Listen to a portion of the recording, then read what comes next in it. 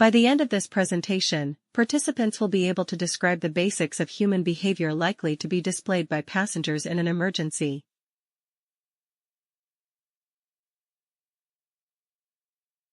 If we want to survive and save lives, we have to account for human behavior in disasters and emergencies.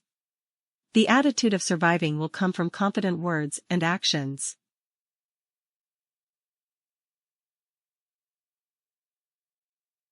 Human nature causes many of us to panic if we think there is a great and immediate threat.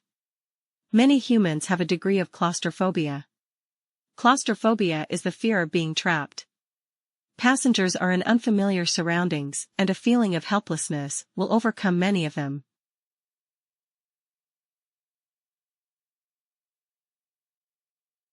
Let's consider two maritime disasters from the crowd management perspective. The Titanic sank on April 14, 1912 after striking an iceberg. Titanic took 2 hours and 40 minutes to sink. 727 people survived and 1,501 people were killed. The Lusitania sank on May 7, 1915, after it was attacked by a U-boat. She sank in just 18 minutes. There were 761 survivors and 1,313 were killed. The crew of the Lusitania saved as many lives in 18 minutes as the crew of the Titanic did in 160 minutes. We cannot depend on people to respond to warnings and alarms in the way we'd like them to. Therefore, any alarm system must have a way of confirming a threat exists. The passengers will need more information, or they could extend their denial phase. Once a threat is identified, the autonomic nervous systems of the passengers take over. Most likely, their blood pressures and heart rates will increase. Adrenaline and cortisol are released throughout their bodies. Their senses are dramatically affected.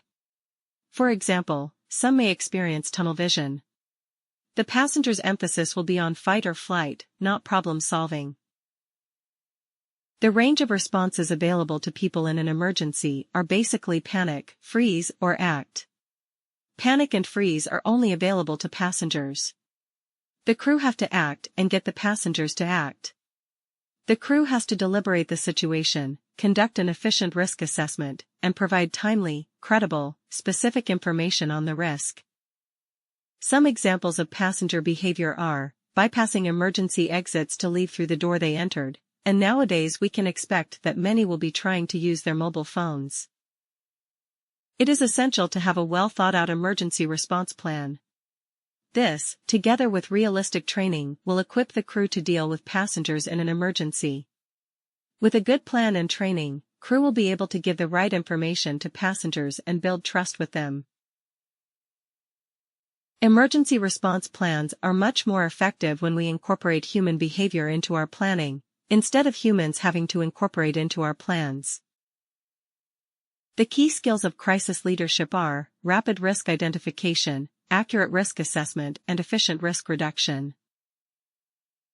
People who are leaders in normal situations may not necessarily be leaders in disasters. It is essential to establish recognition of the alarm systems. The sounds, lights, signage, and locations related to the alarm system are communicated and understood at both crew and passenger orientations. This ensures that people know what alarms sound like and what they mean. Alarm credibility is developed by scheduling alarm tests and advising the crew and passengers before tests. Alarm credibility is also developed during drills. Do not reward bad behaviors by crew or passengers during drills. A lot of thought must be put into the sighting of emergency equipment, signage, and lighting. Training and planning should focus on building self-confidence and levels of control. We should make emergency response training as realistic as possible. The training should involve the emotions, as well as logic of emergency situations. An example is having crew members don fire suits while blindfolded, to simulate preparing for emergencies in blackout conditions. While duties are assigned on the muster list, sometimes, consider switching roles to build competencies. Training should focus on positives. That means emphasis on what they should do, not what they shouldn't do. Passengers will tend to listen to people who look like they should be listened to. Uniforms or vests for key personnel is helpful. Even normal crew work uniforms may also work. Communication is key to getting cooperation from the passengers and avoiding widespread panic. Research shows that people can do the right thing if given the right information, the right way. An example of the right information is to tell passengers at orientation that the order to don life jackets is precautionary, in the same way that a pilot uses the fasten seatbelt sign. Allow people to put on a life jacket at orientation.